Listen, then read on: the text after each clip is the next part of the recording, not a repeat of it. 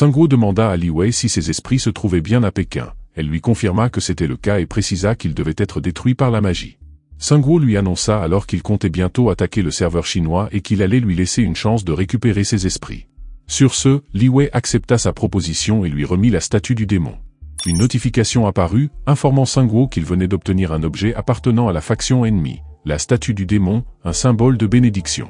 C'était une récompense spéciale attribuée aux membres de haut rang de la faction des démons. Apparemment, il pourrait l'échanger contre un objet de faction en l'apportant à son symbole de faction, l'arbre-monde. Sungwoo en profita pour lui demander comment elle avait rencontré ce dieu maudit. Li Wei lui expliqua que c'était arrivé de la même manière que lui, à cause d'une erreur du système. Après sa défaite face à la faction impériale, elle avait invoqué le roi des esprits pour s'échapper, et c'est à ce moment-là que l'erreur s'était produite. Curieux, Sungwoo lui demanda plus d'informations sur ce fameux roi des esprits. Li Wei lui expliqua qu'il s'agissait du plus puissant esprit qu'un invocateur pouvait appeler grâce à une méthode très particulière. Ce dieu maudit s'était emparé du roi des esprits et lui avait ordonné de rejoindre Sungwoo si elle voulait vaincre l'empereur, mais avant ça, elle devait récupérer un cadeau pour lui dans la résidence du général Shine. Elle avait risqué sa vie pour rapporter cette statue démoniaque, persuadée que ça en valait la peine. Sungwoo lui répondit qu'ils allaient justement vérifier sa valeur immédiatement. Sans perdre de temps, il se dirigea vers l'arbre-monde et y offrit les deux statues. Une nouvelle notification apparut, l'informant qu'il pouvait consommer le butin obtenu auprès de la faction ennemie pour choisir un objet de faction. 3 options lui étaient proposées, la marque du prêtre, la marque du grand général et la marque de l'inquisiteur. Sungwoo choisit la marque de l'inquisiteur, l'objet dont il avait besoin. Cet objet de faction spéciale permettait à son porteur de désigner un membre de la même faction comme cible, facilitant ainsi son traçage. De plus, il réduisait temporairement toutes les statistiques de la cible jusqu'à 90%. Sa description indiquait qu'il s'agissait d'un pouvoir obtenu grâce à des exploits particuliers au sein de la faction, idéal pour faire régner l'ordre et la discipline. Une nouvelle notification s'afficha, annonçant que des conditions spéciales avaient été remplies. La liche, maître de la mort, Byong, maître des esprits, la marque de l'inquisiteur, garant de la loi, ainsi qu'une autre marque de l'inquisiteur. Grâce à cela, Sungwoo pouvait désormais obtenir une nouvelle divinité, Yama. Il se réjouit de cette nouvelle, car cela signifiait qu'il pouvait désormais posséder 2 divinités. Mais un message d'alerte apparut aussitôt, son niveau était insuffisant pour en contenir 2. Pour pouvoir manier plusieurs divinités, il devait atteindre au moins le niveau 25. C'était un gros problème, car il ne savait pas combien de temps il lui faudrait pour y arriver. Actuellement, il n'était qu'au niveau 23 et avec la guerre qui approchait, il n'avait pas le temps de partir chasser pour monter en niveau. Plus tard, Sungwoo se rendit à la morgue pour vérifier l'état du loup blanc, mais ce dernier lui annonça que son pouvoir était bloqué à cause d'une interférence psychométrique. Sungwoo demanda s'il pouvait le briser, et le loup blanc lui expliqua qu'un combat de psychométrie n'était pas physique, mais une bataille d'esprit. Il ajouta que si cela tournait mal, son esprit pourrait être détruit, et que les chances que cela se produise étaient très élevées. Mais Sungwoo répondit qu'il avait vraiment besoin d'informations cruciales de la part du général Shine. Le loup blanc l'informa d'une méthode radicale, Sungwoo devait entrer en premier et distraire le vieil homme. Cet endroit étant déjà le monde mental du vieil homme, si Sungwoo parvenait à perturber sa concentration, le loup blanc aurait une chance de le briser. Sungwoo déclara qu'il avait compris l'essentiel de ce qu'il fallait faire et qu'il commencerait immédiatement. Sur ce, il utilisa un fragment de mémoire des morts. Le vieil homme était déjà présent à l'intérieur et demanda à Sungwoo s'il était entré en espérant quelque chose. Le vieil homme lui expliqua que c'était un effort inutile, car les souvenirs du général Shine étaient liés à lui, ce qui signifiait qu'il pouvait contrôler cet endroit à tout moment. Sungwoo répondit qu'il en était déjà conscient, et le vieil homme lui demanda curieux, s'il était venu pour accepter sa proposition. Furieux, Sungwoo lança la table sur le côté. Le vieil homme agité, lui demanda ce qu'il faisait. Sungwoo saisit le corps du général Shine mort et le projeta vers le vieil homme. Celui-ci déclara que ce n'était pas la réalité, mais une simple illusion. Peu importe à quel point Sungwoo agissait de manière imprudente, il ne pouvait pas nuire à son corps réel. Sungwoo projeta une nouvelle fois le général Shine vers le vieil homme, et cette fois-ci il réussit à arracher la perruque du vieil homme. Sungwoo déclara qu'il n'avait pas voulu faire cela et s'excusa auprès du vieil homme. Cela mit le vieil homme dans une colère intense, et il utilisa furieusement la même compétence pour expulser Sungwoo de l'illusion. Mais pour une raison inconnue, cela ne fonctionna pas. Soudain, le loup blanc apparut derrière le vieil homme, lui annonçant que cet endroit n'était plus son monde.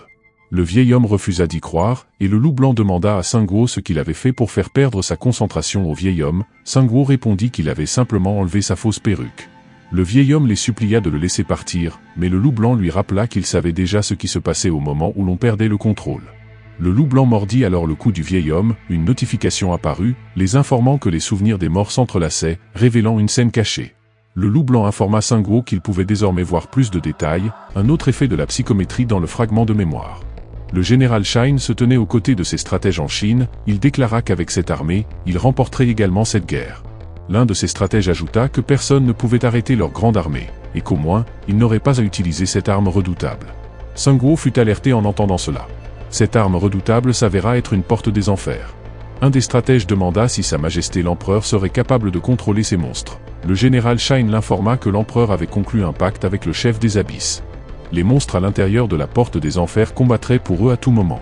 Il s'avéra que l'Empereur était un déchu, béni par le dévoreur de mondes. Le loup blanc demanda s'il pourrait même vaincre ces monstres, et Sungwoo répondit que ce ne serait possible qu'en fermant la porte, dissimulée par la branche détenue par le roi de la grande chaîne de montagnes, mais si les joueurs la gardaient étroitement, même s'en approcher serait difficile. Sungwoo déclara qu'il ne voyait tout simplement pas comment il pourrait gagner. Mais avant qu'il ne puisse en dire plus, une nouvelle quête exclusive apparut. Le nom de cette quête était « Mission de Gardien 3 », il s'agissait d'une quête de type destruction d'objectifs, et son but était de détruire le cœur des abysses.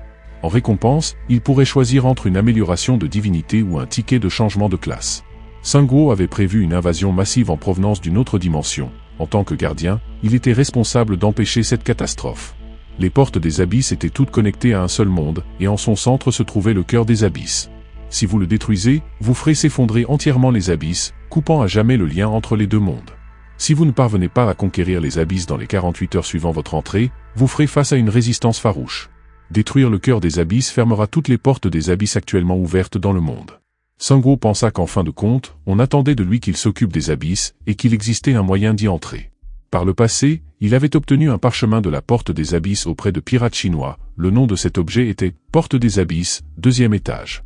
Il s'agissait d'un parchemin magique de rang spécial qui ouvrait la porte des abysses pendant 36 heures après utilisation. Sa description indiquait qu'il créait un passage connecté aux abysses, et on pouvait y trouver des objets rares, mais il était déconseillé d'y entrer sans préparation. Il fallait se rappeler que si l'on pouvait y entrer, quelque chose d'autre pouvait en sortir. Le niveau recommandé pour son utilisation était de 25. Sungwoo pensa qu'un donjon de niveau 45 lui permettrait de monter plus vite en niveau. Après être sorti du fragment de mémoire, Sungwoo montra le parchemin à Li Wei et au loup blanc. Li Wei demanda à Sungwoo s'il n'était jamais entré dans la porte des abysses auparavant. Sungwoo lui demanda si elle l'avait fait, et elle répondit qu'elle avait failli y mourir lorsqu'elle s'y était infiltrée pour sauver des esprits et s'était retrouvée piégée. Elle avait tenté un geste désespéré en sautant dans une porte des abysses déjà ouverte. Cela avait été une expérience insensée, et elle demanda à Sungwoo s'il prévoyait d'attaquer cet endroit. Sungwoo lui demanda alors à quoi ressemblait vraiment cet endroit. Li Wei expliqua que c'était l'endroit parfait pour mourir. Il s'agissait de ruines sombres peuplées uniquement de monstres, sans aucun écosystème. Une fois à l'intérieur, il était même difficile de s'orienter. Entrer pouvait être facile, mais en sortir était une autre histoire. Anno lui demanda comment elle avait réussi à s'échapper. Li Wei leur expliqua que c'était à ce moment-là qu'elle avait invoqué le roi des esprits. Elle avait réussi à s'échapper de justesse en utilisant sa compétence, l'œil du monde. Jisoo-yun s'enquit de cette compétence, l'œil du monde, et Li Wei expliqua que c'était comme une mini-carte. Même si l'on ne voyait rien, cela montrait le chemin. Sungwoo lui demanda si elle pouvait invoquer à nouveau le roi des esprits. Li Wei répondit que c'était impossible, car les conditions d'invocation étaient strictes et qu'elle était actuellement en cooldown de 30 jours. Le lancier Kyongso déclara qu'ils auraient peut-être besoin de quelqu'un avec une compétence de guide. Le lieutenant Kim ajouta qu'il n'avait jamais entendu parler d'un joueur possédant une telle classe. Sungwoo pensa qu'un guide n'était pas une compétence utile dans un environnement urbain moderne. C'était un désavantage en termes de survie, et même si quelqu'un l'avait, il était probablement déjà mort. Sungwoo réalisa qu'il s'agissait d'une quête limitée dans le temps, car il ferait face à une résistance après 48 heures, et sans guide, la réussir serait pratiquement impossible. Le loup blanc déclara qu'il connaissait personnellement quelqu'un possédant cette capacité. Il ne s'agissait pas d'un joueur, mais d'un homme-bête. L'aîné des archers pouvait utiliser une compétence appelée domaine du prédateur. Ce n'était pas aussi puissant que la capacité du roi des esprits, mais cela permettait de détecter tout ce qui se trouvait dans un certain rayon. S'il agissait comme guide, il pourrait localiser le cœur des abysses avec facilité. Sungwoo demanda où il se trouvait, et le loup blanc répondit qu'il était sur l'île de Jeju. Jisoo-yun demanda pourquoi il était là, de tous les endroits possibles, et le loup blanc lui expliqua que la première victime, afin de les asservir tous, avait été lui. Le loup blanc l'avait aidé à s'échapper vers l'île de Jeju après qu'il eût été gravement blessé. Puis il avait disparu, déçu par ses propres choix. S'il parvenait à trouver la loge sur l'île, il devrait pouvoir le localiser grâce à sa capacité. Sungwoo frappa la table du poing, déclarant qu'il devait se dépêcher. Il pensa qu'il ne restait plus que 3 jours avant la guerre, il devait tout terminer d'ici là, en chemin. Hanno rappela à tout le monde que la maison familiale de Ji-Yoon se trouvait également quelque part sur l'île de Jeju. Hanno demanda à Ji-Yoon si elle était contente de rentrer chez elle après si longtemps, mais Ji-Yoon répondit que ce n'était pas un endroit qui lui manquait tant que ça. Sungwoo demanda à Hanno quelle était la situation actuelle sur l'île de Jeju, et Hanno l'informa qu'il n'y avait presque aucune mention de l'île, à part quelques rumeurs étranges dans la communauté, comme celle d'un groupe extrémiste qui vénérait des monstres et dominerait l'île. Mais avant qu'il ne puisse terminer sa phrase, quelque chose apparut. Environ 20 objets volants approchaient dans leur direction depuis l'île de Jeju. En y regardant de plus près, ces objets volants se révélèrent être des griffons. Le lieutenant Kim demanda à Sungwoo s'il devait les attaquer, mais Sungwoo lui dit de laisser quelques-uns de ses cavaliers de griffons atterrir sur le vaisseau. Quelques minutes plus tard, certains cavaliers de griffons atterrirent sur le vaisseau, leurs yeux avaient un air étrange, comme des consommateurs de substances louches, et ils ressemblaient à des cultistes. Ils n'avaient pas l'esprit clair, et l'un d'eux s'adressa aux étrangers. Il déclara que ces étrangers avaient franchi leur sanctuaire. Il les avertit de faire demi-tour et de partir avant qu'il ne soit trop tard. Au-delà de ce point se trouvait le lac de la montagne sacrée, territoire des dieux endormis dans le lac Bangnokdam. Sungwoo leur expliqua qu'il n'était pas venu pour leur faire du mal et que s'ils les laissaient passer, ils partiraient une fois leur mission accomplie. Le cultiste cria fortement que c'était un lieu où il servait un dieu, et non un endroit où l'on pouvait aller et venir comme à un péage.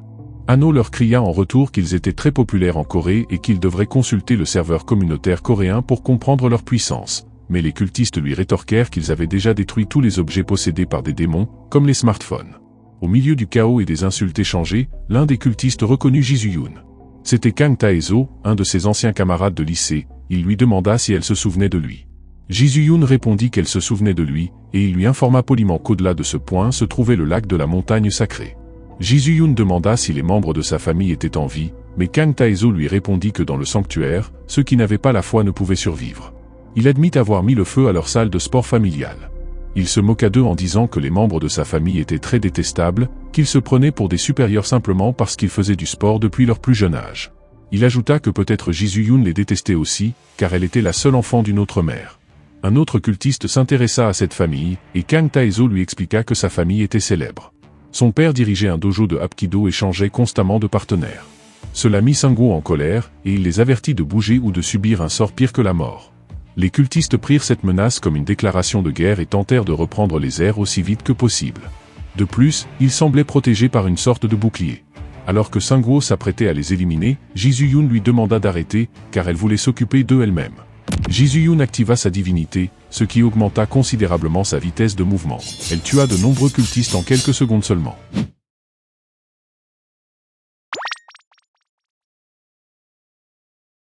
Après avoir assisté à cela, Sungwoo pensa que cette divinité de Valkyrie était plus puissante qu'il ne l'avait imaginé. Si l'on ne considérait que sa létalité, elle avait atteint un niveau ultime. Ji-Yoon captura Kang Tae-zo vivant. Elle lui dit qu'il était un peu triste de se séparer après s'être retrouvé après si longtemps. Kang Tae-zo lui cria qu'elle avait attiré la colère de Dieu et que désormais, tous seraient offerts en sacrifice. Hanno sortit son bâton de l'amour en déclarant que l'état de Kang est assez grave. Il expliqua que son bâton de l'amour avait toujours été un remède contre la folie depuis des temps anciens, mais Sungwoo l'informa qu'il existait une meilleure solution. Il leur montrerait que l'être en lequel ils croyaient n'existait pas en tuant leur prétendu dieu. Tous les vaisseaux se préparèrent à tirer sur la nouvelle vague de griffons et de cavaliers qui approchait. La deuxième vague fut anéantie par les tirs de canon, mais les cultistes reçurent des renforts supplémentaires. Sungwoo utilisa la grande nécromancie pour invoquer ses wyvernes volants en os, et il annonça aux autres qu'il s'occuperait du reste. Sungwoo confia le commandement d'un des vaisseaux à Ji-Yoon, lui assignant la tâche de trouver le lion noir, tandis que lui et les autres balayeraient les lignes ennemies. Après quelques minutes, les cultistes subirent de lourdes pertes, et leur commandant ordonna la retraite vers leur base principale, située au mont Nala. Sungwoo pensa qu'il devait éliminer tous les obstacles avant de pouvoir localiser le lion noir. Il poursuivit les griffons en retraite, mais ceux-ci pénétrèrent dans une immense barrière. Hanno déclara que cela devait être leur base principale, et Sungwoo ajouta qu'il était certain qu'ils disposaient de nombreuses forces à l'intérieur. Hanno vérifia son téléphone et constata qu'il ne pouvait pas se connecter au serveur communautaire coréen. La connexion était perturbée, et un message lui demanda de retirer l'objet causant des interférences dans la région avant de réessayer. Cela mit Hanno l'unique Azura en colère, mais ils comprirent alors comment ces cultistes avaient pris le contrôle de l'île entière, en tant que missionnaires de la civilisation moderne. Sungwoo déclara que cette oppression prendrait fin aujourd'hui. Il ordonna au lieutenant Kim de concentrer les tirs du vaisseau sur la partie supérieure de la barrière. Les vaisseaux concentrèrent leurs tirs de canon en un seul point, réussissant à percer un énorme trou dans la barrière. Dès que celle-ci s'ouvrit, Sungwoo accompagné de ses wyvernes et de Hanno, se précipita à l'intérieur. Les cultistes à l'intérieur de la barrière crièrent que les démons entraient et qu'ils devaient être punis. Tous commencèrent à boire une potion liquide appelée les larmes du dieu. Sungwoo pensa que peut-être ils étaient contrôlés par ces potions plutôt que par un lavage de cerveau, ce qui ne lui laissait d'autre choix que de les tuer. Les navigateurs du vaisseau repérèrent un autre groupe d'ennemis à l'arrière du terrain, ils franchissaient également la barrière. Certains joueurs se ruèrent à l'intérieur par la brèche, semblant être là pour les captifs. Cette invasion de nouveaux joueurs prouva que les cultistes n'avaient pas encore pris le contrôle de toute l'île. Les cultistes appelèrent ces nouveaux envahisseurs les non-croyants, et certains d'entre eux étaient plutôt habiles. L'une de leurs combattantes les plus talentueuses, Miss Jimin, semait la panique parmi les cultistes. Ano déclara que cette joueuse n'était pas à sous-estimer et qu'il l'aurait confondue avec Jisoo-yoon si elle avait tenu une épée. Soudain, le sol se mit à trembler comme lors d'un tremblement de terre.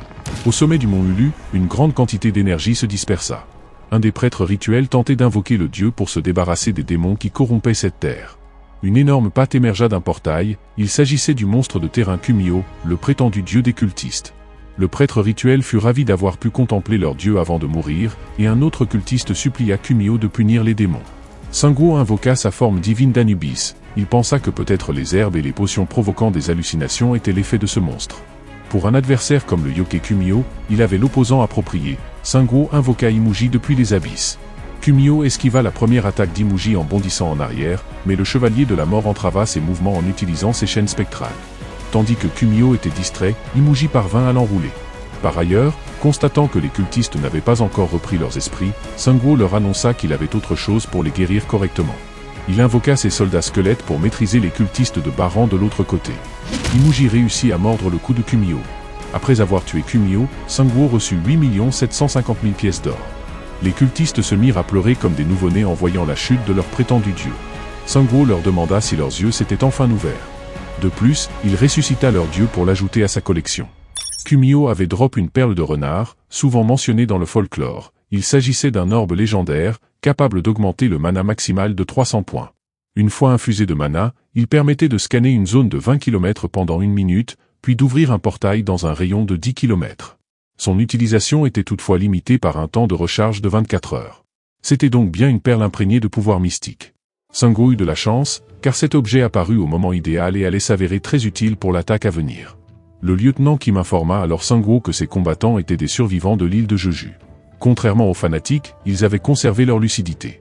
À peine avait-il mentionné la notion de santé mentale qu'une joueuse se jeta sur les occultistes avec un coup de pied aérien. Elle continua de les frapper tout en criant contre les atrocités qu'ils avaient commises jusqu'à présent.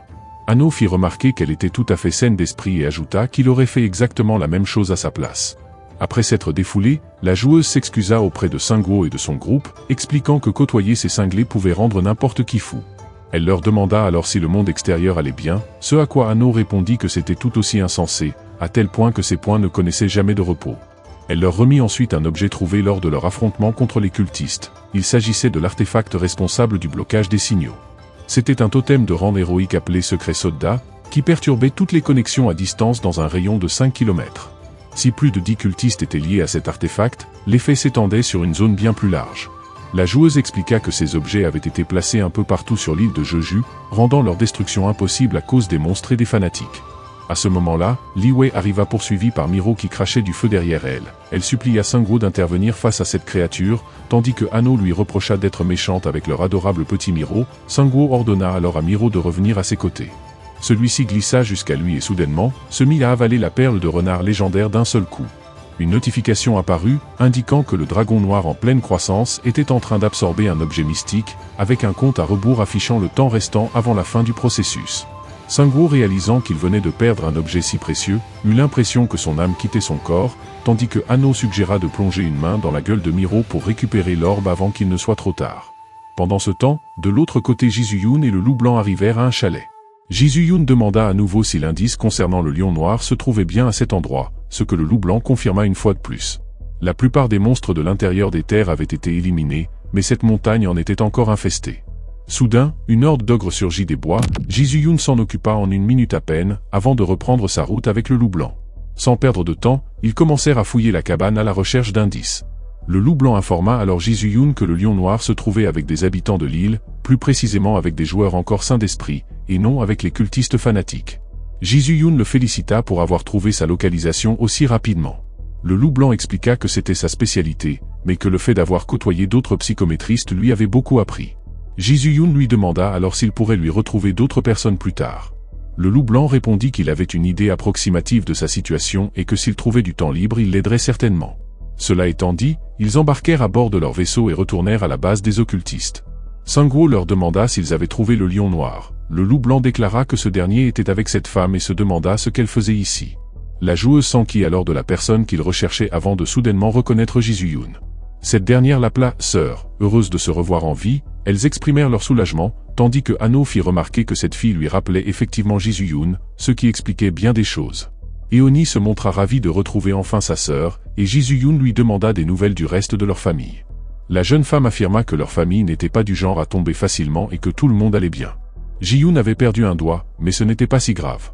Sang-woo interrompit leur réunion en s'excusant, expliquant qu'il n'avait pas le temps pour de longues discussions. Il alla droit au but et lui demanda si le lion noir était avec eux.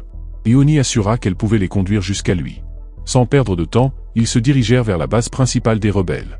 Le loup blanc informa alors le lion noir de tout ce qui s'était passé, et après avoir écouté leur conversation, ce dernier accepta de coopérer.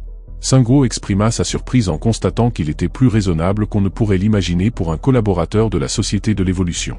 Lion Noir admit qu'il savait avoir fait de mauvais choix, prenant des décisions égoïstes et extrêmes sous prétexte de protéger sa race. Il reconnaissait qu'il ne pourrait jamais effacer le sang de ses mains, mais s'il pouvait au moins aider les gens et tenter de réparer ses erreurs, ce serait déjà quelque chose.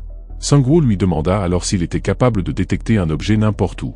Lion Noir précisa que son pouvoir n'était pas absolu, qu'il ne pouvait sentir que les objets exerçant une forte présence dans une zone donnée. Il expliqua qu'il avait perçu l'apparition de l'arbre-monde dès le début. Si un pouvoir était capable de soutenir un monde entier comme l'Abysse, alors il devait pouvoir le détecter à une grande distance et le suivre. Sang-woo insista sur le fait qu'il n'avait pas de temps à perdre et qu'il devait ouvrir la porte de l'Abysse immédiatement. Le lieutenant Kim informa alors Sang-woo que les préparatifs étaient terminés et que l'hyperporte, installée 2 heures plus tôt, permettrait d'acheminer des renforts depuis la région de la capitale. Il devrait ainsi pouvoir contenir les monstres surgissants de l'Abysse. Le véritable problème restait cependant le gardien des portes qui apparaîtrait à la fin. Sang-woo ordonna à Ji-Yoon de rester sur place, mais celle-ci insista pour l'accompagner. Il lui répondit qu'elle était plus utile ici, étant la seule capable de retenir le gardien par elle-même. Les vaisseaux aériens ainsi que toutes les unités d'artillerie furent déployés sur l'île. Les habitants de Jeju n'avaient pas le même niveau que les joueurs du continent, mais ils tenaient tout de même à apporter leur aide. Sur ces paroles, Sang-woo utilisa un parchemin pour invoquer la porte de l'Abysse, qui scella l'île de Jeju. Le lieutenant Kim informa alors Ji-Yoon qu'il repousserait les démons avec leur puissance de feu à distance, mais que si ces derniers parvenaient à percer les défenses, ce serait à elle d'intervenir. Eoni s'adressant à Ji-Yoon, remarqua qu'elle devait être particulièrement forte à la différence des 7 familles, puisqu'elle était traitée comme une héroïne. Cette remarque rappela à Ji-Yoon son enfance. Elle se souvenait avoir été considérée comme la honte de la famille, étant née d'une erreur de son père. Elle avait grandi sous son autorité, soumise à une discipline stricte mêlant entraînement mental et arts martiaux. Eoni ajouta que Ji-Yoon avait quitté cette maison prestigieuse et malgré tout, avait réussi à survivre par ses propres moyens. Leur père serait fier s'il la voyait en cet instant. Ji-Yoon réfléchissait au fait que Eoni n'avait pas été sévèrement harcelée par ses autres frères et sœurs. En réalité, ils avaient pris soin d'elle, mais d'une manière qui ressemblait davantage à l'attention portée à une invitée de passage qu'à un véritable membre de la famille. Contrairement à sa belle-mère qui était une athlète, sa mère biologique était frêle, on disait qu'elle avait hérité de gènes faibles. Ils revinrent brusquement au présent alors que la première vague d'invasion à travers la porte de l'Abysse commençait, libérant des monstres qui se déversaient tels des nuées de mouches. Eoni fit remarquer à Ji-Yoon qu'elle n'avait pas besoin de se surpasser pour prouver quoi que ce soit devant elle. Elle ajouta qu'elle n'avait jamais été en excellente santé et qu'elle devrait donc être prudente. Ji-Yoon lui répondit qu'elle aussi devait faire attention, car elle risquait de mourir ici. Eoni rétorqua qu'elle n'en était pas encore au point d'avoir besoin que Ji-Yoon veille sur elle, mais celle-ci lui rappela que ce jeu ne se survivait ni grâce au talent naturel, ni uniquement grâce aux efforts. Eoni lui demanda alors ce qu'il fallait.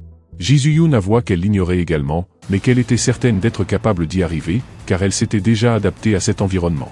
L'un des vaisseaux aériens se dirigea alors vers la porte de l'Abysse, il la franchit tandis qu'en contrebas, l'assaut faisait rage. Dans un éclair de lumière, une notification leur indiqua qu'ils venaient d'entrer dans l'espace extradimensionnel appelé l'Abysse. Lorsqu'ils rouvrirent les yeux, ils constatèrent que l'endroit était plongé dans une obscurité totale. Leur altimètre ne fonctionnait plus, et ils n'avaient aucune idée de leur direction actuelle. 20 minutes plus tard, le vaisseau se déplaçait dans une direction incertaine. Sang-woo observa qu'il n'y avait aucune fin à cette obscurité. Le lion noir l'informa qu'il pouvait les guider quant à l'orientation, mais qu'avec cette visibilité réduite, leur progression était excessivement lente. Le lancier Kyongso expliqua qu'il ne pouvait pas accélérer tant qu'il ne savait pas ce qui les attendait. De son côté, Li Wei s'emporta, affirmant qu'elle leur avait déjà dit que s'inquiéter de la visibilité était inutile. Soudain, ils aperçurent des formes floues à proximité. Ces objets s'avérèrent être d'immenses bâtiments.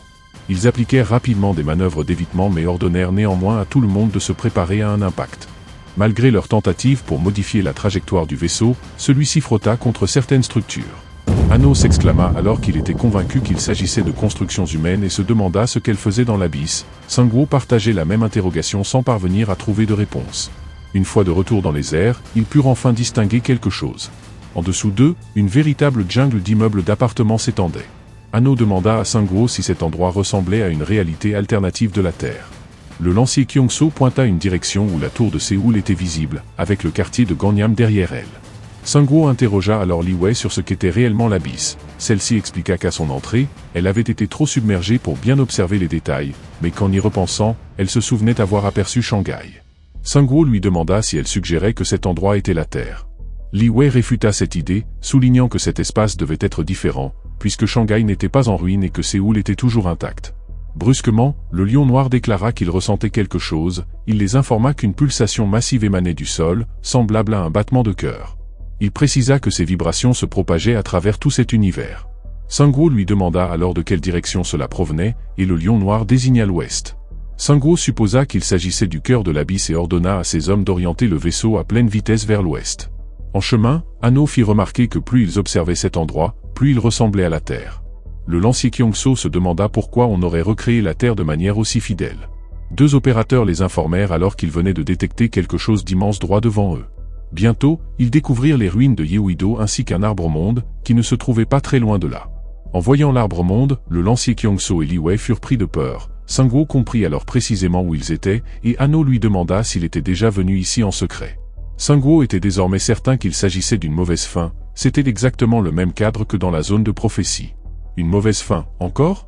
Il interrogea le lion noir pour savoir s'il percevait quelque chose en provenance de cet arbre-monde, mais celui-ci l'informa que l'arbre était mort depuis longtemps. Toutefois, il sentait une puissante énergie sous ses racines. C'était la source des vibrations périodiques qu'il détectait depuis un moment. Ils aperçurent bientôt un immense trou au centre de l'arbre-monde. Il était si vaste que leur vaisseau aérien aurait pu y atterrir. Sangwoo observa que quelque chose semblait avoir transpercé l'arbre en ligne droite et estima qu'ils devaient aller vérifier par eux-mêmes. Alors qu'ils s'approchaient du trou, ils virent des objets brillants tomber de l'arbre-monde. Ces objets se révélèrent être un immense essaim de chauve-souris. Le lancier Kyongso ordonna aux joueurs d'activer la barrière externe.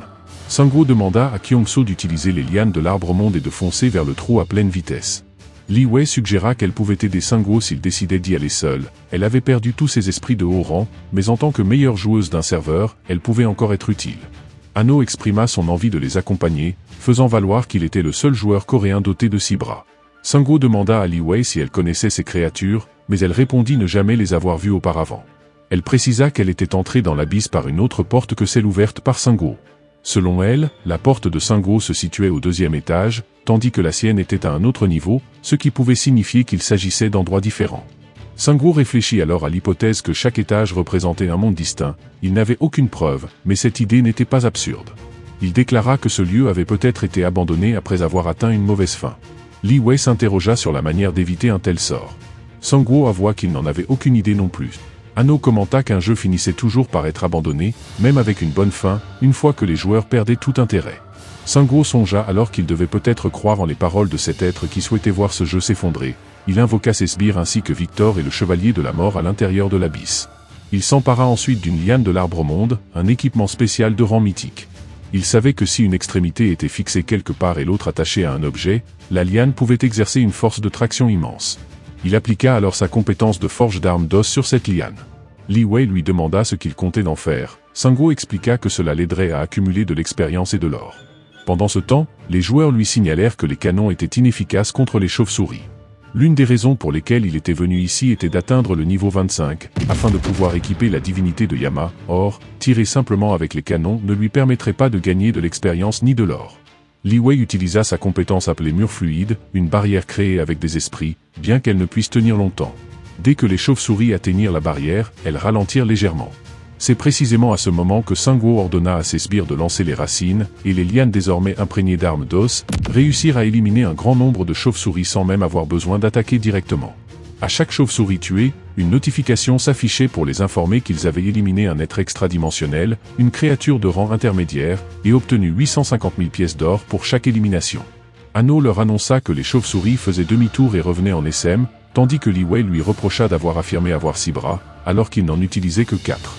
Dès que les chauves-souris franchirent la barrière, Anno les transperça de ses dagues supersoniques.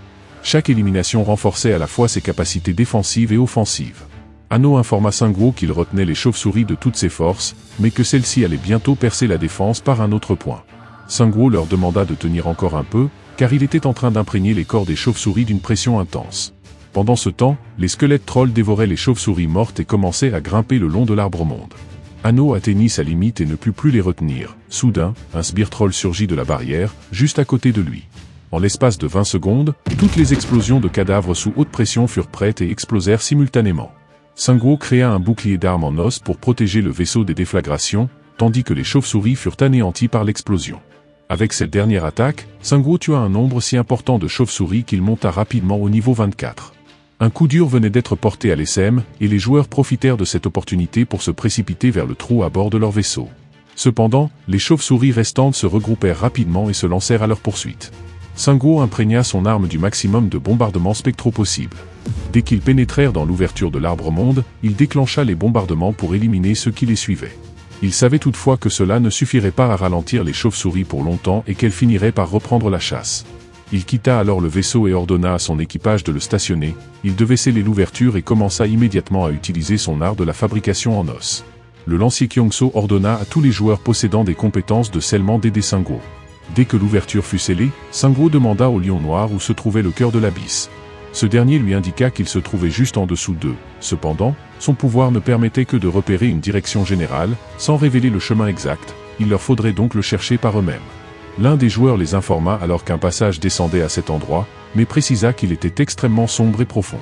Sungwoo n'était pas certain qu'il s'agisse bien de l'entrée adéquate, mais il n'y avait pas d'autre alternative. Il ordonna donc à tous les joueurs d'installer l'équipement de descente, faute de quoi ils seraient déchiquetés comme dans un broyeur par les créatures. Tandis qu'il réfléchissait à ce qui avait bien pu transpercer l'arbre-monde, il remarqua soudainement un éclat de lumière qui se refléta un instant. Ces hommes l'informèrent que les préparatifs pour la descente étaient terminés. Pendant ce temps, de l'autre côté les joueurs de l'île de Jeju restaient figés sous le choc après avoir été témoins d'un événement. La première vague de la porte de l'abysse, au 2e étage, venait d'être entièrement anéantie. La prochaine vague allait commencer dans 20 secondes. Aux yeux des joueurs coincés sur l'île de Jeju, tous ces étrangers semblaient être des prodiges. Les insulaires sont sous le choc en découvrant les statistiques défensives de ces joueurs venus du continent. Les dégâts infligés par leurs attaquants sont colossaux, et leur escouade de mages n'arrange rien. Ils sont aussi perplexes concernant la classe de ces 3 individus, qui agissent de façon étrange depuis le début du raid.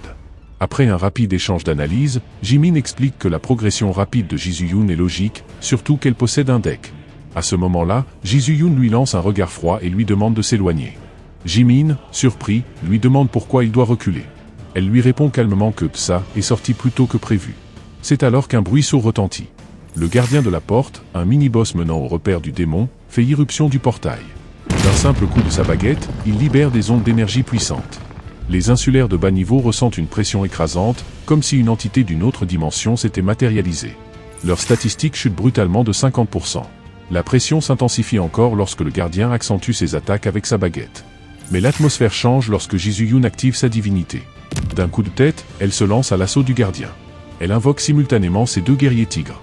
Dans son esprit, un souvenir douloureux refait surface. Sa mère, qu'elle avait toujours blâmée pour lui avoir légué un corps aussi fragile, puis morte peu après sa naissance. Un écart de talent qu'elle n'avait jamais pu combler, peu importe ses efforts. Après des années à se battre contre cette injustice, elle avait abandonné tout espoir et s'était isolée dès sa 2e année de lycée. Aujourd'hui, tout est différent. Grâce à l'aide de Sungwoo, elle a surmonté d'innombrables obstacles, fini les sentiments d'injustice. Alors qu'elle s'apprête à donner un coup décisif, l'un de ses guerriers la prévient. Un second gardien vient d'apparaître, et celui-ci projette un rayon de flamme gigantesque hors du portail. Jisoo-Yoon réussit de justesse à l'esquiver. Mais ce même rayon se dirige maintenant droit vers les joueurs coréens derrière elle. Heureusement, le procureur agit rapidement, il dresse un bouclier de mana qui dévie la puissance du rayon. Les insulaires sidérés prennent conscience de l'ampleur du combat. Ils réalisent qu'ils ne sont que de petites créatures face à cet océan déchaîné de pouvoir. Le procureur ordonne à ses hommes de se concentrer sur la défense, d'ériger des boucliers et de ne pas se laisser distraire par l'attaque. Maintenant, leur seule tâche est de résister. Ji-Yun et ses invocations sont les seuls à pouvoir véritablement tenir tête aux gardiens. Au cœur du chaos, un des gardiens est soudain projeté sur le côté, capturé par d'énormes lianes d'arbres. Le roi fait son entrée. Il lance d'un ton taquin. « Alors comme ça, vous vous amusez ici sans même me prévenir ?» Il précise qu'il s'occupera du second gardien pendant que les autres s'attaquent au premier. Il leur conseille de ne pas traîner, car les dégâts causés à l'environnement seraient irréparables. Sans les rayons de flamme, ces gardiens ne sont à ses yeux pas une grande menace. C'est la seule attaque à surveiller de près. Les guerriers frappent simultanément les deux yeux du gardien, mais la pression est telle qu'ils sont repoussés violemment. Ji-Yun sans hésiter, tranche l'un des bras du gardien. En plein vol, elle aperçoit une lueur dans ses yeux, et le gardien avec un dernier souffle de rage, libère un rayon de flamme titanesque depuis son front. Ji-Yun esquiva de justesse l'attaque, puis l'air presque moqueur, demanda au gardien s'y cracher du feu et agiter ses tentacules, c'était tout ce qu'il savait faire. Avant même qu'il n'ait pu répondre, elle le découpa net, en deux parts parfaitement égales. Pendant ce temps, un peu plus loin, le roi achevait son propre combat, son gardien tomba à son tour. À peine avait-il soufflé qu'une notification apparut devant eux, deuxième vague de la porte démoniaque, terminée. La troisième débuterait dans 20 minutes pétantes. Sous le choc, Jimin souffla que Ji-Yun avait bien changé depuis leur dernière rencontre. Elle répondit tranquillement que c'était normal, après avoir frôlé la mort autant de fois, elle avait fini par devenir plus forte. Mais au fond d'elle, une pensée plus sombre résonnait, survivre ne suffisait plus. Elle devait aller au-delà, comme Sungwoo. À cet instant, ailleurs, Sungwoo et son groupe s'enfonçaient dans les entrailles de l'arbre-monde. Ano, en regardant autour de lui, fit remarquer qu'on se croirait comme des termites perdus dans un arbre gigantesque. Le lancier Kyongso observa les escaliers sinueux. Tout semblait trop régulier, trop artificiel. Il se demanda tout aussi des créatures vivaient à l'intérieur de cet arbre mystérieux. Sungwoo, l'air pensif, répondit que ça semblait peu probable. Une créature n'aurait jamais creusé des escaliers aussi parfaitement taillés. Soudain, un éclaireur placé en avant avertit le groupe, au loin, une lumière faiblarde perçait l'obscurité. Ils avancèrent prudemment, et ce qu'ils découvrirent les laissa sans voix, des pierres précieuses, éparpillées, brillaient dans l'ombre. Ano, méfiant, se demanda si quelqu'un avait déjà investi cet endroit avant eux. Mais Sungwoo corrigea rapidement. Ces joyaux n'avaient pas été amenés ici, ils avaient toujours été là. Peu à peu, Sungwoo comprenait, le repère démoniaque était une autre terre. Il ramassa l'un des joyaux et le tendit au loup blanc, lui demandant s'il pouvait en lire les souvenirs. Le loup blanc utilisa sa compétence, mais le verdict tomba. La mémoire enfermée était trop floue, presque effacée. Pourtant, il confirma qu'il s'agissait bien de souvenirs humains. À travers les fragments épars, quelques images surgirent, une guerre, un massacre, un lieu assiégé par des forces invisibles. Sungwoo en déduisit que l'immense trou par lequel ils étaient arrivés n'était pas naturel. Il avait sans doute été causé par cette guerre oubliée. Peut-être que ce conflit avait opposé les corrompus aux gardiens de l'arbre-monde démoniaque. Un affrontement que les défenseurs de ce monde avaient perdu, eux. Tandis que Sungwoo observait deux fragments usés de la pierre de prophétie, Kyongso l'interpella, leurs éclaireurs venaient de trouver un cadavre un peu plus loin. Ano sur ses gardes, marmonna que ça sentait le piège à plein nez. Qui serait assez naïf pour tomber dans un traquenard aussi grossier? Et pourtant, à peine avait-il fini sa phrase que son corps s'élança tout seul, attiré par l'idée d'un éventuel trésor scintillant. Heureusement, Sungwoo le rattrapa juste à temps. À peine l'avait-il tiré en arrière qu'un piège se déclencha, une colonne de flammes jaillit du sol, dévorant l'espace d'une chaleur infernale. Ano grimaça, c'était bel et bien un piège basé sur la convoitise humaine. Sungwoo, lui, murmura que ce genre de piège était conçu pour tester notre bon sens même. Il n'y avait plus de doute, ils étaient dans le domaine du dévoreur de mondes. Li Wei, en observant les ruines, fit remarquer qu'un intrus ayant atteint ce niveau devait être sacrément bien préparé, mais que cela n'avait pas suffi. Il avait tout de même trouvé la mort ici. À travers les décombres calcinés, quelque chose attira l'attention de Sungwoo, une faux de faucheur, intacte. Un sourire éclaira son visage, s'il parvenait à la récupérer, il pourrait manier deux armes de rang légendaire. Sans réfléchir davantage, il sauta dans le vide. Li Wei, en le voyant s'élancer, lança d'un ton moqueur que finalement, Ano n'était peut-être pas le seul à manquer de jugeote. Sungwoo, sans se retourner, leur cria de ne pas s'inquiéter. Il connaissait cette hauteur par cœur. Après un atterrissage maîtrisé, il se précipita vers la faux, fouillant parmi les pierres noircies. Lorsqu'il sentit le manche froid sous ses doigts, une certitude s'imposa à lui. C'était ici que le nécromancien de ce monde avait trouvé la mort. En brandissant les deux faux, une nouvelle notification s'afficha sous ses yeux. Condition spéciale pour posséder cet objet, avoir été témoin de la mort. Sungwoo se souvient d'un détail, il pensait avoir déjà rempli les conditions pour utiliser la faux, cette arme redoutable. Mais une nouvelle notification apparaît, impossible d'activer un effet supplémentaire, vous avez un objet en conflit, la faux du faucheur. Veuillez retirer l'objet concerné, puis réessayer. La déception est brutale. Il ne peut pas utiliser les deux faux en même temps. Il pense alors à la solution, confier l'une des faux à un de ses sbires pour créer une autre liche. Mais il se rend vite compte que leurs niveaux sont trop faibles. Il réfléchit à quelqu'un de plus apte à manier cette arme, Victor. Après tout, lui, c'est déjà une liche, pourquoi pas lui confier la faux? Pendant ce temps, Anno toujours à l'affût, repère d'autres objets brillants un peu plus haut. Il les montre à Sagro. Ensemble, ils s'approchent et découvrent deux objets intéressants, une bague et un livre aux allures sinistres. Le livre attire immédiatement l'attention. Il s'agit du manuel de magie démoniaque, une orbe légendaire capable de booster les invocations de morts-vivants pour ceux qui maîtrisent la magie de la mort. Mais attention, si vous ne possédez pas la classe « mort » et que vous ouvrez le livre sans précaution, vous risquez de vous attirer une malédiction bien sale. La bague, quant à elle, porte le nom de dextérité fatale, elle est tout aussi légendaire. Voici ce qu'elle offre, plus 20% de dégâts avec les armes à une main, plus 50% de chance d'attaque critique avec les dagues si elle est imprégnée de mana, et si vous l'activez, vos mains vont à 300% de leur vitesse normale pendant 1 minute. Un véritable tour de magie. Sanguo prend le livre et à peine l'ouvre-t-il, qu'une avalanche de notifications se déclenche. Il explique que c'est comme s'il venait d'hériter des pouvoirs d'un ancien maître. Grâce à ce livre, il débloque de nouvelles capacités impressionnantes, il peut invoquer 15 serviteurs supplémentaires. Il débloque aussi des compétences rares, maître de la réaction mortuaire, qui lui permet d'invoquer 10 zombies de plus, et mage de la mort, niveau débutant, qui lui permet d'invoquer 5 mages squelettiques supplémentaires. Il regarde ensuite Anno et voyant qu'il est mieux adapté pour cette bague, il lui confie.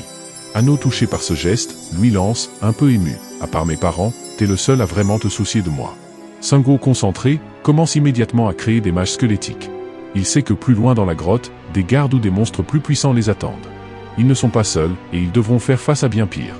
Le lancier Kyongso qui surveille le vaisseau, reçoit un message inquiétant, les monstres ont réussi à franchir la barrière défensive. Mais ce n'est pas tout, ils ont ouvert un portail étrange et ont disparu de la zone. Anno, préoccupé, demande à Sanguo où ils ont bien pu passer. Sanguo, après un moment de réflexion, suppose que ces créatures font partie d'une vague de la porte démoniaque et qu'elles ont été téléportées. Il pense qu'elles sont probablement arrivées sur l'île de Jeju. Il n'y a plus de temps à perdre. Sanguo décide qu'il faut avancer. Il ordonne à toute l'équipe de reprendre la marche sans hésitation. De l'autre côté, la cavalière Griffon arrive enfin sur le champ de bataille. Pendant ce temps, Ji-Yoon et les autres joueurs coréens ont fini de se préparer pour la 3e vague d'attaque. Li Wei la félicite chaleureusement, elle est désormais 3e du classement sur le serveur coréen. Ji-Yoon reste bouche bée, mais elle n'hésite pas à vérifier immédiatement le classement. En premier, Han Gang-seok, niveau 25, en deuxième, Sanguo, niveau 24. En 3e place, Ji-Yoon, niveau 21, 4e, le procureur, niveau 20, et enfin Choi Ye-yoon, niveau 18. Elle se dit que tous ces combats leur ont rapporté une belle somme. Un sourire en coin, elle envisage déjà de dépenser tout cet argent dans des tirages pour obtenir des objets rares. Classique, non? Mais juste après, le lieutenant Kim lui annonce une nouvelle importante. Sanguo vient de franchir le niveau 24 dans la porte. Si les choses continuent sur cette lancée, il pourrait bien gagner des deux côtés. Et là, une alerte retentit pour tous les joueurs, 3e vague de la porte, l'abîme, 2e étage, lancé. Cette fois, des chauves-souris monstrueuses envahissent la zone. Le lieutenant Kim réagit immédiatement, unité à distance, tirée sur ces bestioles. Mais les chauves-souris ont une attaque extrêmement puissante. Elles commencent à abîmer les barrières de la flotte, petit à petit. Une fois les dirigeables abattus, la situation devient critique pour les joueurs coréens. Le procureur à court de solutions, prend une décision risquée. Il ordonne à ses troupes de foncer droit vers la porte principale. Une fois arrivés, ils bloquent l'entrée en utilisant leurs boucliers passifs ou des compétences défensives. Les croisés positionnés en hauteur, peinent à tenir leur position. Le procureur, voyant leurs difficultés, leur ordonne de ne rien lâcher. Ils n'ont pas d'autre choix, pour lui, c'est la seule issue possible. Si les monstres passent, ce sera une catastrophe. Il est prêt à faire de cet endroit leur dernier rempart. Mais il n'aura pas à aller jusque-là. Grâce à l'intervention de Ji-Yoon, une grande partie des chauves-souris monstrueuses est éliminée. Elle sauve la situation, mais malheureusement, de nombreux soldats tombent dans la bataille, écrasés par la force de l'assaut. Le procureur est accablé par la culpabilité. Il se sent responsable de la perte de ses hommes. Mais Ji-Yoon ne tarde pas à intervenir. Elle lui dit de se retirer et lui promet de prendre le relais. Elle active alors sa divinité de Valkyrie et dans un acte de courage et de respect, rappelle à la vie 18 joueurs tombés au combat, tous héroïques dans leur sacrifice. Elle leur dit qu'ils ont encore quelque chose à défendre, même après la mort. Ils doivent continuer à se battre pour honorer leur mémoire. Grâce à cette action, Ji-Yoon débloque une synergie puissante, Soldat de Dieu, niveau 2. Cette synergie améliore considérablement les statistiques de ses subordonnés. Leur vie augmente de 70%, leur immunité aux effets de statut grimpe de 50%, et un bouclier se forme autour d'eux, équivalent à 150% de leur PV. La bataille continue, mais maintenant, les forces en présence sont bien différentes. Avec la synergie Êtres incorporels niveau 2, tout s'accélère. Elle s'active automatiquement grâce à la présence de 20 joueurs sous forme d'esprit. Résultat, leur vitesse de déplacement bondit de 35%. Combiné à la première synergie, le résultat est redoutable. Jisuyun et ses invocations balaient littéralement le ciel. Les chauves-souris monstrueuses n'ont même pas le temps de comprendre ce qui leur arrive. Face à ce carnage éclair, Seong Min reste figé. Il se demande, est-ce qu'ils sont encore humains? Ces revenants, ont-ils conservé ne serait-ce qu'une trace de leur ancienne vie, ou bien sont-ils devenus de simples coquilles, des corps revenus d'entre les morts? Le procureur tranche sans émotion, ce sont bien leurs anciens camarades. Mais ils ont perdu une chose précieuse en route, la peur de mourir. Jimin, elle, observe en silence, une question tourne en boucle dans sa tête. Qu'est-ce que Jisuyun a bien pu traverser pour devenir aussi forte? En quelques instants, la menace volante est éradiquée. Et Jisu passe au niveau 22. Mais à peine le niveau atteint, qu'une nouvelle quête exclusive s'affiche. Un nom s'impose, qualification de gardien. Une mission spéciale, une élimination ciblée. L'objectif? Abattre le commandant de la Légion de l'Abîme. Un boss d'un tout autre niveau. À la clé, 2 récompenses au choix, une divinité classique ou un ticket de changement de classe. Voici ce que dit la quête, tu combats des créatures d'un autre monde. Grâce à ton engagement, une opportunité s'ouvre à toi. Si tu élimines la figure centrale des forces ennemies, le boss, tu enverras un message fort à toute leur armée. Le commandant apparaîtra après la deuxième vague. Si tu ne le tues pas dans les 24 heures, la qualification te sera refusée. En lisant ça, une image s'impose dans l'esprit de Jisuyun, celle de Sungwo, qui détient déjà ce titre légendaire. Jusqu'à maintenant, elle pensait que c'était hors de sa portée, mais pour la première fois, elle sent que le rêve est à portée de main. Pendant ce temps, ailleurs, un éclaireur rejoint Sungwo, il l'informe qu'ils viennent d'atteindre les zones inférieures de l'arbre-monde. Anno regarde autour de lui. L'endroit est bien plus vaste que ce qu'il imaginait. Pour un arbre maudit, c'est carrément démesuré. Sungwo, lui, a une autre théorie. Cet arbre n'a rien de naturel, c'est probablement une base construite par les déchus. Rien ne pousse au milieu de structures aussi modernes. À leurs pieds, une falaise gigantesque s'étire à perte de vue. Anno n'arrive même pas à en estimer la profondeur. Tous en conviennent, le cœur de l'abîme doit se trouver tout en bas. Sungwo invoque alors sa wyvern, impossible de descendre à pied, c'est bien trop haut. Il donne l'ordre à tout le monde de monter. Pendant la descente, Anno compare ça à un plongeon dans les abysses. Le lancier Kyongso lâche que ça lui donne la sensation de sombrer dans un océan noir. Sungwo les alerte, prudence maximale, des pièges peuvent être dissimulés un peu partout. En scrutant les parois, il remarque de profondes traces de griffes, des marques immenses, bien trop grandes pour une créature ordinaire. Une tension glaciale lui traverse l'échine. Et soudain, Kyongso signale qu'il voit le sol. En un coup d'œil, tout devient clair, un siège massif a eu lieu ici. Un peu plus loin, Anno repère plusieurs golems de Sungwo, abandonnés au beau milieu du champ de bataille. Sungwo reconnaît immédiatement MK0, un modèle bien plus puissant que ceux qu'il utilise actuellement. Li Wei lui précise qu'il s'agit d'un golem d'acier de haut niveau, autrefois utilisé par le maître golem du serveur mongol. De son côté, Miro disparaît dans l'ombre. Il fonce vers un tas d'ossements géants. Comme toujours, son comportement inquiète le groupe. Pendant ce temps, le loup blanc tombe sur un crâne gigantesque. Il appelle aussitôt Sungwo. Ce dernier observe l'os fossilisé et comprend, il fait immédiatement le lien avec les griffures sur les parois. Ce n'était pas un boss, mais ce n'était pas un petit monstre non plus. C'était un dragon. Sans doute le sbire d'un chevalier dragon. Anno se demande comment un monstre pareil a pu se faire avoir. Sungwo pense qu'il a été traqué par les déchus ou les gardiens après la guerre contre l'empereur.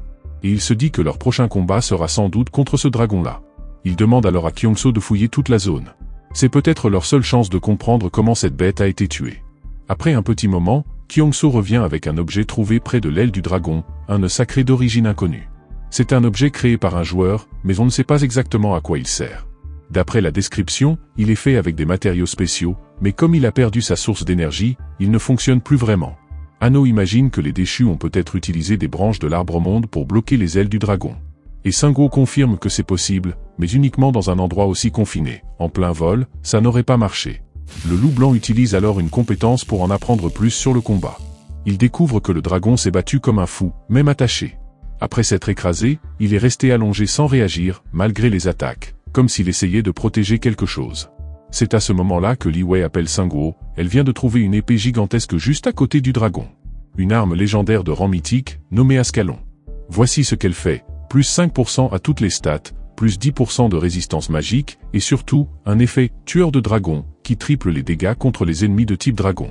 La description ajoute qu'elle portait un autre nom avant, mais après avoir planté son tranchant dans le cœur d'un dragon, elle a été renommée Némésis des dragons. Le loup blanc dit à Sungwo que si le dragon n'avait pas tenté de protéger quelque chose, jamais il n'aurait réussi à le vaincre. Juste après, un autre joueur tombe sur une porte immense, pas loin du corps. Et Sungwoo commence à se dire que c'est peut-être ça que le dragon essayait de protéger. La porte a l'air spéciale, elle ne s'ouvre que si certaines conditions sont remplies. Sungwoo propose de revenir plus tard, après avoir essayé de transformer le dragon en subordonné. Mais là, une notification apparaît. Pour le faire, il faut une preuve de qualification. Et pas n'importe laquelle, il faut une arme bien spécifique, réservée au chevalier dragon, la lame de domination. Sungwoo demande alors à Kyung-so s'ils ont trouvé une épée nommée épée 100 mètres dans le butin. Kyung-so vérifie et lui répond que non, elle ne figure pas dans les objets récupérés. À ce moment-là, Sungwoo comprend que si l'épée n'est pas là, c'est sûrement parce que le dragon protégeait quelqu'un. Un chevalier dragon encore en vie, qui se serait caché derrière la porte. Et pile au moment où il s'en approche, une notification s'affiche, cet espace est scellé par une magie puissante, seuls ceux possédant des qualifications spéciales peuvent l'ouvrir. Il pose la main sur la porte, et une nouvelle notification apparaît, conditions spéciales remplies, le sanctuaire des gardiens est désormais accessible. Sungwoo annonce à tout le monde de se préparer au combat, entrer dans un sanctuaire de gardiens dissimulé à l'intérieur d'un arbre-monde démoniaque, c'est plutôt ironique. Dès qu'ils franchissent le portail, un éclair de lumière intense brouille leur vision. Une notification leur indique alors « Vous êtes entrés dans le niveau caché, sanctuaire des gardiens ». Quelques secondes plus tard, la lumière s'atténue légèrement et Sungwoo rouvre les yeux. Il découvre d'immenses étagères autour de lui. Il se demande s'il s'agit d'une bibliothèque de géants. Il demande aux autres de fouiller les lieux tout en restant sur leur garde. C'est alors que Li Wei remarque quelque chose et informe Sungwoo qu'il ne s'agit pas de livres, mais de capsules. Kyung-so les examine et découvre un joueur à l'intérieur de l'une d'elles. Des bulles d'air circulent à l'intérieur, et il est possible que ces personnes soient nourries via les racines, ce qui laisse penser qu'elles sont peut-être encore en vie. Li Wei se tourne vers Sungwoo et lui rappelle ce qu'il a dit. Selon lui, ce lieu appartient à un autre monde, qui aurait atteint sa fin d'une manière ou d'une autre. Elle lui demande alors, quel genre de fin ce monde a-t-il pu connaître, pour qu'il y ait ici des milliers de capsules contenant des gens endormis? Des joueurs sont endormis dans ces capsules, ce qui signifie qu'un jour, ils se réveilleront.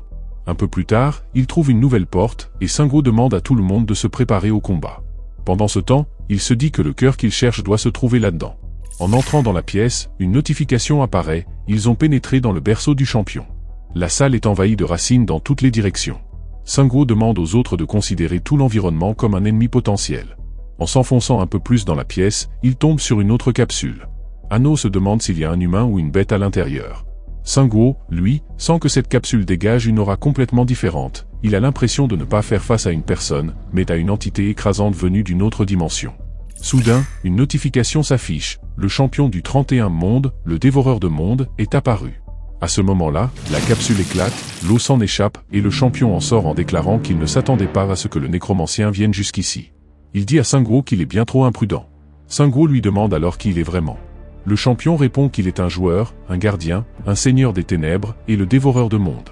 Sungwoo est un peu choqué. Dans ce monde déchu, tout le monde est censé être corrompu. Mais ce type-là est un gardien. Alors il lui demande si l'arbre-monde n'est pas censé être aux mains des corrompus ou du dieu maléfique. Le champion lui répond que dans son monde, il est peut-être ce dieu maléfique, le dévoreur de mondes, mais ici, il est le seul et unique sauveur. Il explique qu'il a vaincu les corrompus, pris le contrôle de cet endroit et mis en place l'arche. Ce dont il a besoin maintenant, c'est d'énergie pour la maintenir. Et le dernier joueur de ce monde, celui qui lui apporte cette énergie, c'est lui. Sungwoo lui demande alors si c'est pour ça que le dévoreur de mondes essaie de détruire son propre monde, juste pour pouvoir continuer à alimenter les capsules et maintenir les joueurs en vie. Puis il lui dit, si on est tous les deux coincés dans ce fichu jeu, est-ce qu'on ne pourrait pas discuter un peu, et essayer de répondre à nos questions? Mais là, Sungwoo remarque que le dévoreur de mondes tient l'épée du souverain, ce qui veut dire qu'il n'a aucune intention de parler. Alors Sungwoo invoque sa faux du faucheur et lui lance « Qui tu es ou ce que tu veux, ça n'a plus d'importance. Les règles de ce jeu sont claires. Pour atteindre nos objectifs, on doit s'entretuer. » Il active ensuite Nécromancie suprême, réponse de la mort, et déploie l'armée des ombres. Il avertit le dévoreur de mondes qu'il va tout lui prendre, il tiendra jusqu'à la fin de ce jeu et découvrira la vérité lui-même. À ce moment-là, Victor et le chevalier de la mort se préparent. C'est la première fois qu'ils sont invoqués ensemble pour affronter un seul ennemi. Victor et Miro commencent aussi à appeler leurs propres sbires, tandis que les joueurs humains se placent en arrière pour assurer le soutien. Sungwoo se dit que c'est la plus grande armée qu'ils peuvent invoquer. Son plan, encercler le dévoreur de mondes et l'écraser en un seul souffle. Mais le dévoreur de mondes dégaine son épée et lui dit que tout ça ne sert à rien, qu'il ne peut pas gagner. Et d'un seul souffle de dragon, il explose la majorité des invocations. Il complimente Sungwoo, tu es vraiment fort, des gens comme toi, il n'y en a pas plus que les doigts d'une main dans ton monde. Mais moi, je suis différent. Il ajoute, le niveau recommandé pour nettoyer le repère des démons, c'est le niveau 43, et tu sais pourquoi? Parce que je suis le boss final de cet endroit, mon niveau est 43. Sungwoo comprend alors qu'il y a une énorme différence de 19 niveaux entre eux. Et avec un niveau aussi élevé, ce type doit avoir au moins 2 synergies de titres et des divinités en plus. Le dévoreur de monde active son œil démoniaque et dit « Devenez calmement ma nourriture ».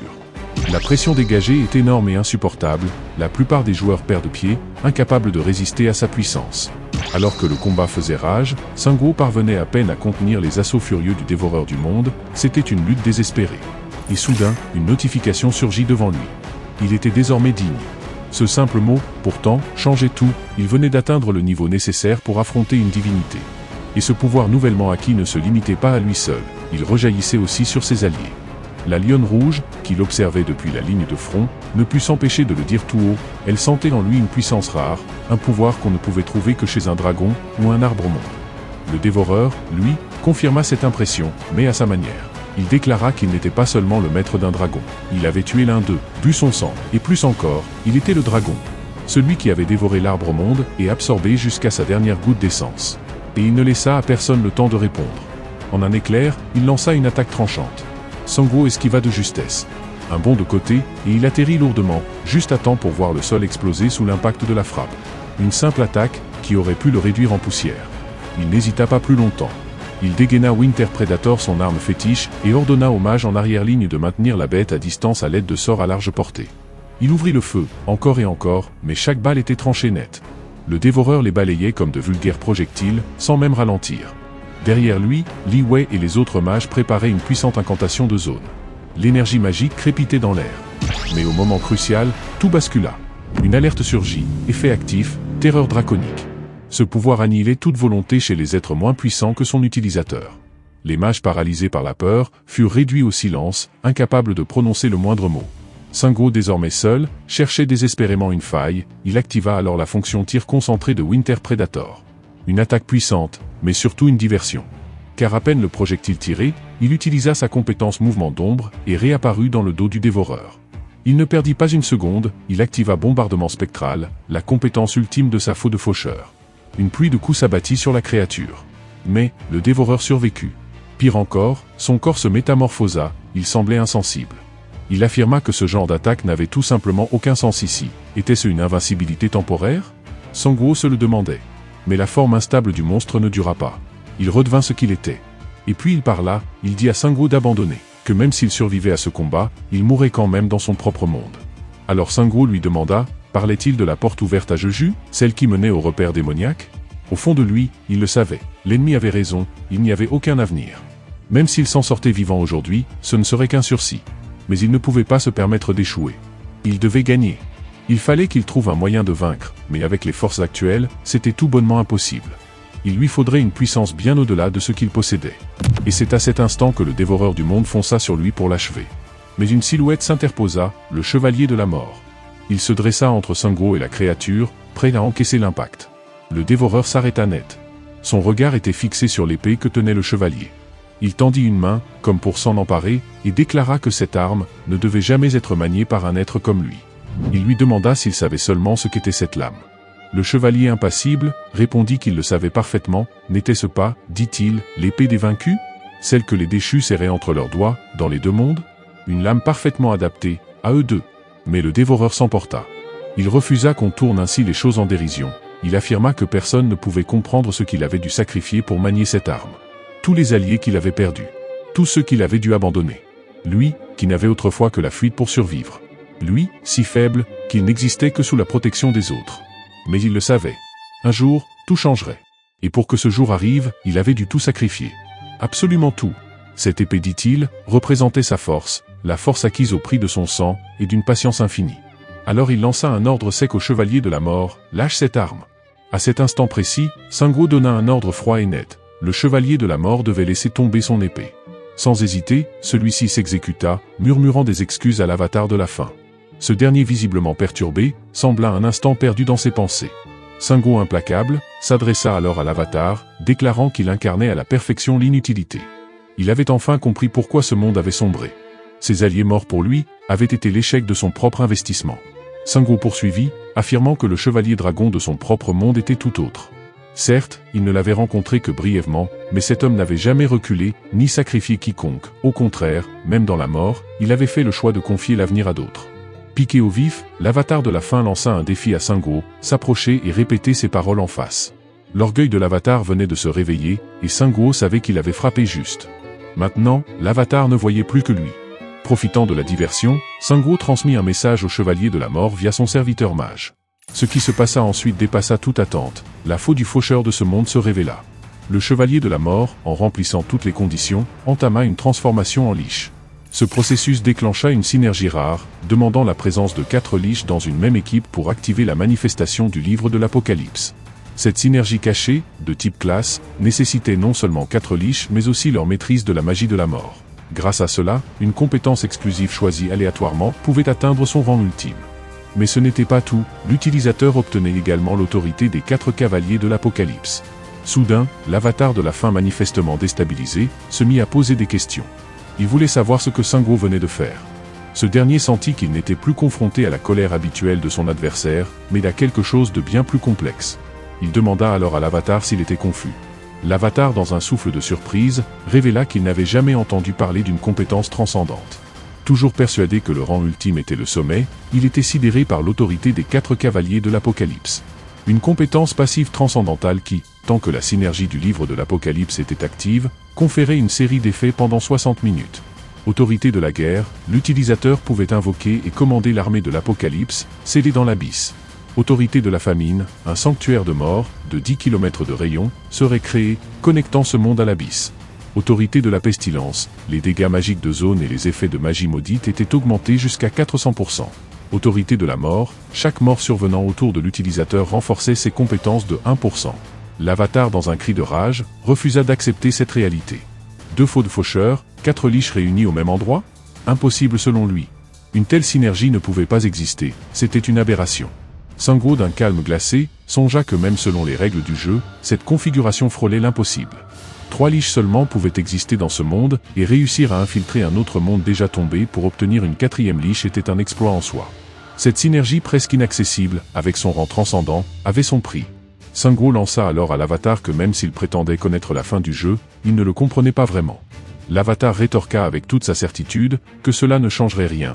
Peu importe la synergie, Sangwo ne pourrait jamais le vaincre. Sa puissance surpassait celle de n'importe qui. Sangwo répondit d'un ton froid qu'il se trompait. Dans ce jeu, le niveau ne faisait pas tout. Puis, avec un geste déterminé, il invoqua l'armée de l'Apocalypse scellée dans l'abysse, grâce à l'autorité des 4 cavaliers. Un message système apparut, demandant à Sangwo de sélectionner l'armée à invoquer. Le bataillon pénitentiaire était la seule option possible pour l'instant. Il ne pouvait pas encore invoquer les gigantistes ni l'entité scellée, car le rang combiné des liches était insuffisant. Sangwo invoqua donc le bataillon pénitentiaire. À peine le sort fut-il lancé que le sol se fissura violemment sous leurs pieds. L'effondrement déversa les capsules dans le vide, provoquant une explosion de colère chez le dévoreur de mondes. Mais sa fureur s'éteignit instantanément lorsqu'il atteignit le fond de cette terre brisée, où le bataillon pénal venait d'être invoqué.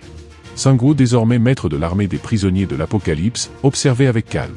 150 soldats d'assaut, portant boucliers et armant des arcs d'élite. 50 chevaliers en armure noire et des prêtres des ténèbres complétaient cette armée spectrale. La liche Victor, témoin de ce spectacle, se sentit submergé par l'émotion. Jamais il n'avait vu une telle force. Les larmes aux yeux, il songeait que la mort l'avait peut-être sauvé, ou condamné.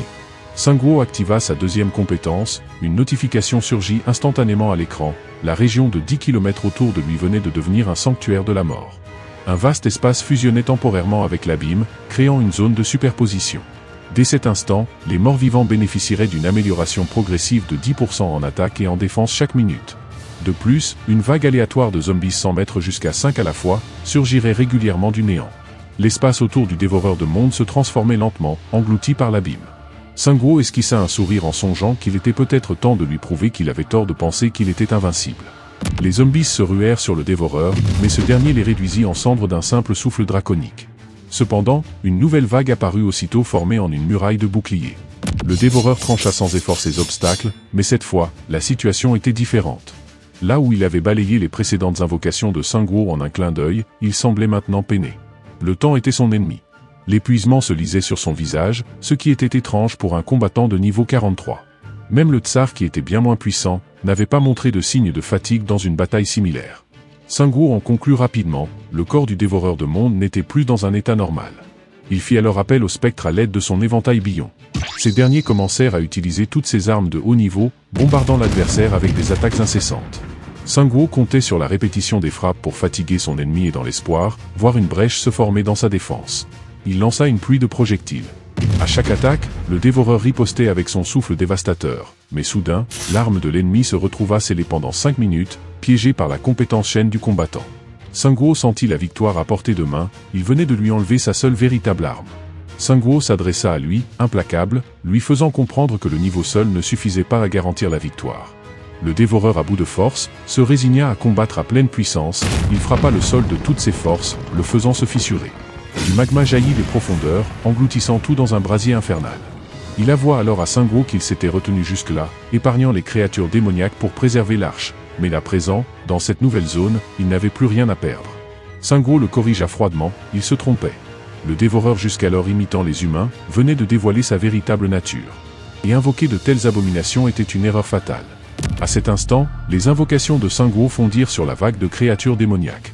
Pour chaque être de cette dimension qu'il éliminait, il empochait 500 000 pièces d'or et absorbait leur essence. Chaque absorption augmentait de 1% l'efficacité de toutes ses compétences. Le dévoreur protesta, criant que cette synergie était injuste, mais Sungwoo implacable, lui répondit qu'il avait dormi trop longtemps. Il insinua que le dévoreur avait perdu son instinct. La première chose qu'il aurait dû faire, c'était partir à la recherche de ses objets perdus.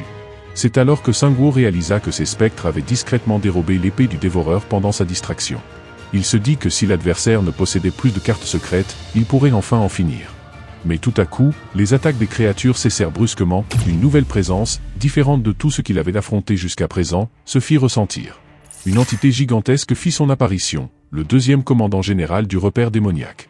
Sans avertir, il tenta d'écraser Sungwoo d'un revers de main. Ce dernier par réflexe, s'éleva dans les airs juste à temps. Le chevalier de la mort pensa que si ce monstre possédait une puissance équivalente à celle du gardien des portes, la bataille pourrait bien tourner en faveur du dévoreur de mondes.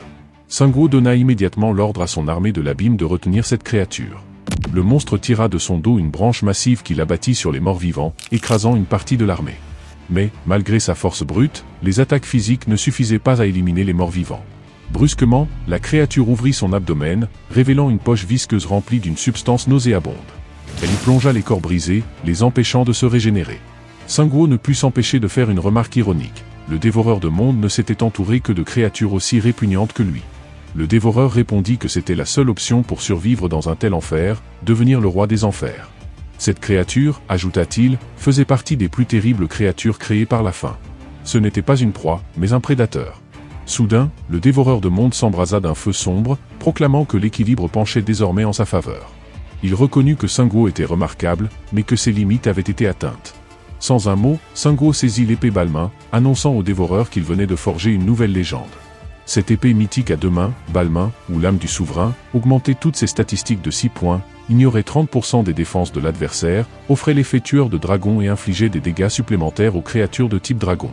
Selon la légende, cette épée était la clé pour éveiller le dragon noir, et l'emblème de la chaîne qui permettrait de le maîtriser. Le dévoreur de mondes comprit alors que le nécromancien était prêt à en finir. Sungwoo se tourna vers le dévoreur de mondes, un sourire de défi aux lèvres. Il lui annonça qu'il avait encore un cadeau à lui offrir, juste au moment où les parois autour d'eux se mettaient à craquer. Grâce à son autorité fraîchement acquise, il avait invoqué un dragon comme serviteur, et sans hésiter, il révoqua ses anciens serviteurs dorés, les remplaçant par cette créature majestueuse qu'il équipa de leur armure plaquée or. La scène devenait épique. Le dragon et le dévoreur se jetèrent l'un sur l'autre, chacun déterminé à trancher la gorge de l'autre. C'était la guerre des prédateurs.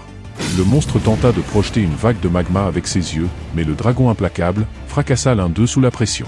L'armure dorée étonnamment résistante encaissait même l'acide que le dévoreur crachait. Le dragon martela encore et encore, jusqu'à ce que l'œil du monstre éclate sous la force du coup, comme une cerise trop mûre. Sungwoo ne put s'empêcher de remarquer la notification qui venait d'apparaître devant lui, 45 millions de pièces d'or. Il avait remporté une victoire de taille. Le dévoreur de mondes de son côté, restait là, figé, incapable de croire ce qui venait de se produire. Tous ses efforts, tout ce qu'il avait bâti, s'effondrait devant lui. Sungwoo le regarda, une lueur d'ironie dans les yeux, et lui conseilla de serrer les dents, car l'impact à venir serait encore plus violent. Le dévoreur de mondes pris de panique, changea alors d'apparence, tout comme il l'avait fait pour échapper aux attaques démoniaques précédentes. Mais à la grande surprise de Sungwoo, il commença à saigner. Lentement d'abord, puis de plus en plus abondamment, il n'était plus ce titan invincible surgissant des capsules. Ses mouvements perdaient leur fluidité, et l'hémorragie ne cessait de s'aggraver. Pourtant, le dévoreur, dans un ultime acte de désespoir, se répétait qu'il avait toujours triomphé jusque-là et qu'il ne pouvait tout simplement pas perdre. Profitant de cette brèche, Sungwoo activa sa compétence de déplacement dans l'ombre. Il se faufila silencieusement jusqu'à lui, la faux du faucheur brandie et d'un seul geste, trancha le dévoreur de monde en deux. Tout en le regardant, il murmura que son échec était désormais inévitable, et que l'issue de ce combat était enfin scellée.